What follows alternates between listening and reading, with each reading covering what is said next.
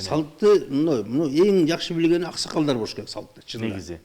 Салтты аксакалдар аябай жакшы керек. Мына байбичелер, чоң энелер билиш керек.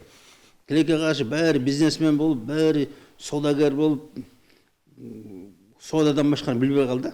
Бүт нерсе унутулуп баратат. Бүт нерсе жоголуп баратат. Анан ошон үчүн ажырашуу аябай көбөйүп атат. Кыздар эч нерсе билбей чыгып атат. Ошо кызды келип эле жанагындай бир концерт шоу кылып эле, шоу. Пуф, паф, түтүн чыгарып, буу чыгарып, асманга чыгарып, ырчыларды ырдатып, бир нерсе кылып эле анан бер жүрүп атат. Ошо жанагы мас сыяктуу болуп алып атат.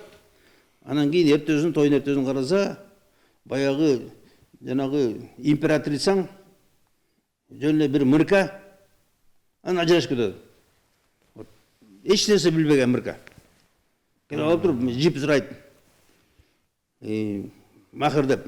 Дубайдан квартира сурайт. Эмне керек сага Дубайдагы квартира? Сага муну Коля керек, болду, башка эч ким керек жок.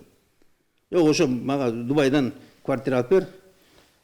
Мага дагы Америкадан үй алып бер. Не деген бир балекет болуп бар.